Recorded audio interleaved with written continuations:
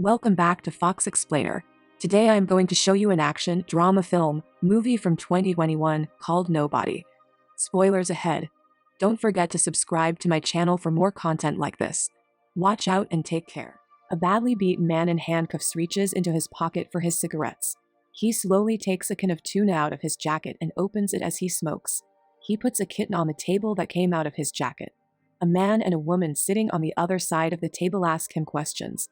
Hutch Mansells seems to be a normal person.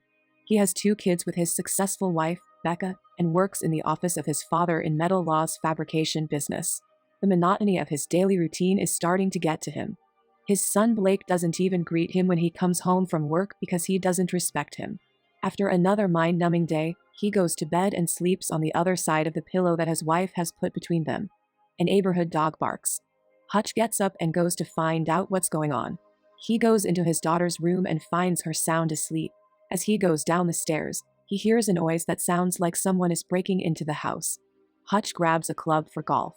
As he tries to make a phone call, a woman breaks in and holds a gun to his head, demanding money. The man who broke in wants his watch. Hutch notices a tattoo on the wrist of the woman who broke in. Blake runs downstairs and tackles the man as they ask for his wedding ring. Hutch is about to hit him with a golf club, but he stops and tells Blake to let the man go. He gives them a chance to get away. Blake gets a black eye as a result of the attack. Blake is angry at his father, which makes him move away from him even more. The police show up to look into it.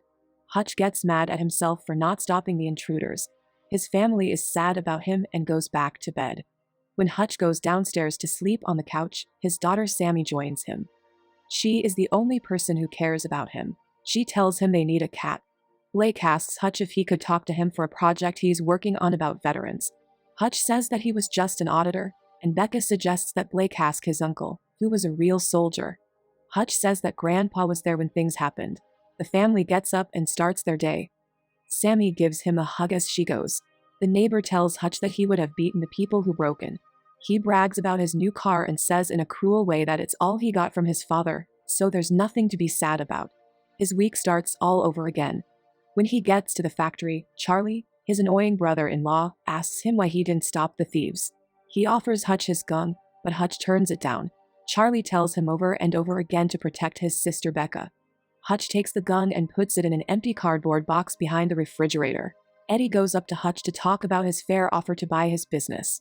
He tells Hutch that after working hard all his life, he would like to get a good offer. Hutch tells him that he wants something that is his in the business. After carefully watching the workers on the factory floor, Hutch locks his office door and uses a secret radio in his office to talk to his supposed dead brother Harry. He tells him that he didn't attack the thieves because they were young, scared, and desperate, and because their old .38 Smith & Wesson gun wasn't loaded. Harry agrees that Hutch's answer was right, and he tells Hutch not to do anything stupid. Hutch quits his job and goes to visit his old father, David. When he gets there, David asks Hutch if he remembers who he used to be. Hutch sighs as he walks into his house and sees his family gathered around the dinner table. Blake barely says hello to him, but Becca asks him how his day was. Sammy walks in and says that she can't find her kitty cat bracelet, which was in the bowl with the money that the thieves stole. Hutch leaves and goes back to see his father. His father tells him that he needs to do this thing he has to do very well. He borrows both his FBI badge and gun. Hutch goes to the city to the tattoo parlors and shows them the FBI badge. One of the customers laughs and tells him that the badge expired about 20 years ago. They ask him who he really is. He tells them he's just a man looking for someone and pulls out his wallet. He dares them to steal the cash from him. When they see the tattoo on his wrist, they change their minds and thank him for his service. When the men ask what they can do to help, he points to a picture of a tattoo on the counter. They gave him the address of the person who has it. Hutch walks toward the apartment. The young woman inside boils the kettle and calls her boyfriend, who comes in with Hutch behind him. He threatens them with a gun and tells them to give him back his watch and the kitty cat bracelet. Their shouting wakes up their sick baby, and they beg him to leave.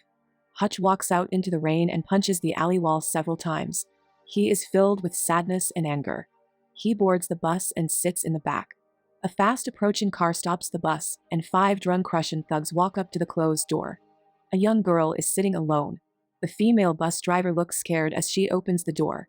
They get on the bus and scare the other people as they walk toward Hutch, who is sitting quietly at the back of the bus. As they surround the young girl, Hutch stands up and walks through them, persuading the driver to let the girl off the bus. He closes the bus door and turns to face the thugs while taking the bullets out of his gun. Hutch threatens them, but they laugh. He lets out all of his frustration and anger and beats them badly. Even though he is badly hurt, he gets ready to fight again. He tells the young woman to run away. She's thankful to him. The brutal fight goes on. He sees one of the men putting bullets into his gun, so he hits him with a steel pipe and breaks the man's windpipe. He helps the man do a makeshift tracheotomy using a straw. As Hutch gets off the bus, he apologizes to the shocked driver for the mess he has made and then walks away. He gets back to his house and sees his wife sitting in the dark. She asks him where he went. He tells her that it was just like old times and that he misses her as she gently cleans his wounds. He says that she seems so far away and that there is no intimacy in their marriage. He asks her if she remembers who they used to be. He does. Becca moves the pillow that is between them in the middle of the bed and touches him gently. A passenger in a car yells at the driver for passing the destination. Yulian Kuznetsov, a Russian mob enforcer, gets out of the car and walks across the street to Club Malina. He walks onto the stage, sings and dances, and then walks through the crowd towards a group of men. He asks them if they are happy with the security for Objak, which they are. Yulian introduces them to Pavel, his right-hand man. The group's spokesman tells Yulian that his singing and dancing don't make them trust him as the guardian of their money. He responds by killing one of their stakeholders in a very violent way, then asks if their trust has been restored and picks up his cell phone. Yulian stands by his brother's bedside. The man's brain is badly hurt, and Yulian thinks the attack was done by Objak. One of the badly hurt men in the ward raises his hand and gives Yulian a Metro card he got during the fight on the bus. Hutch seems happy and confident as he gets ready for his day. He tells his son Clark that he is proud of him for taking on the intruders. He gets a phone call from Harry, who tells him to meet with a man known as the Barber. He tells him that one of the thugs is the younger brother of Yulian, who is a very wealthy, dangerous sociopath. The Barber gives Hutch the information he needs and says Yulian doesn't know who Hutch is yet. He says that Yulian will have to take revenge on his younger brother, even though he hates him. The Objak is an operation that deals with hundreds of millions of dollars on the move. Yulian is the current caretaker, and he has grown tired of the job. He is told that Hutch's father lives in a nursing home downtown. They continue to look for him. The man at the Pentagon who has been blackmailed by Yulian's secretary looks through the archives for information on Hutch. He's listed as nobody. He sends this information to Yulian's office.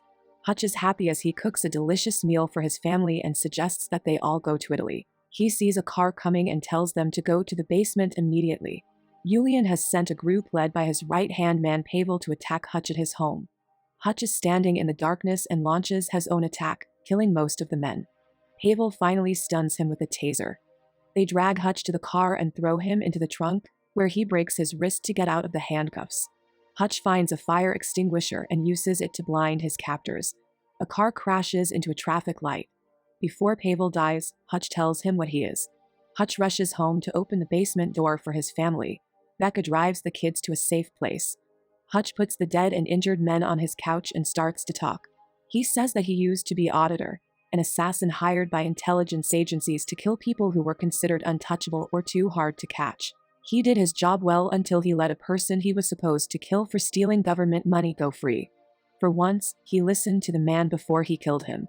A year later, Hutch found that Alan had made a new life and family for himself and was very happy.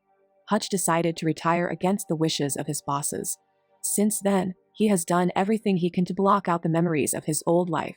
He sees the kitty cat bracelet laying next to a pool of blood under the radio. Before he leaves, he tells the dead people that bone burns to ashes at 1,500 degrees without leaving a mark. Hutch admits that deep down, he knew his life was just a show that lasted longer than he expected. He sets his basement on fire and takes a picture of his family with him on his way out. He takes his arrogant neighbor's prized car and drives away. A car with 2 killers in it drives up to the nursing home. They go straight to David's room and approach him as he pretends to be asleep. David shoots them both. Hutch puts a bag full of gold bars on Eddie's desk and tells him that he is buying the company. Yulian sees footage on the news and realizes that Pavel has been killed. Hutch shuts down the factory temporarily. His desk is filled with weapons and ammunition. Harry calls him up on the radio, and Hutch tells him he has a plan. Hutch drives to where the mob is counting the object money and opens fire. He takes down a Van Gogh painting before setting fire to Julian's priceless artwork and the piles of money. Hutch drives to the club to meet Julian and his other men. He pulls out an explosive device that was hidden under his napkin and holds the detonator in his hand. Julian goes crazy when Hutch tells him he has burned everything he has. Hutch tells him that he can either come after him or take what little is left and leave. He then leaves the club. Julian gets angry and calls every worker he pays, and they all go after Hutch to the factory. Hutch doesn't know that David and Harry are inside the factory to help him get rid of the gangsters. They will use a variety of weapons and deadly traps that Hutch had set up ahead of time. They kill all of the gunmen except for Julian, who shoots and hurts Harry. Hutch runs at him with a claymore mine attached to a bulletproof shield and sets it off, killing Julian. He thanks David and Harry as they leave when they hear the police car sirens coming. Hutch calls Becca and leaves a love message. A kitten appears. He gets a can of tuna and a can opener, and then he leaves carrying the painting with the kitten wrapped in his jacket. Hutch is picked up by the police, but they quickly let him go with no charges. 3 months later, while buying a new house with Becca, Hutch gets a call saying that his services are still needed. The real estate agent is asked if the house has a basement. In a scene during the middle of the credits, Harry and David are seen driving along the coast in an RV full of guns to an unknown location. That's all for now. I hope you enjoyed the video. Subscribe for more and hit the like button to help me out, and also leave a comment if you want me to explain your favorite film. Until next time, take care.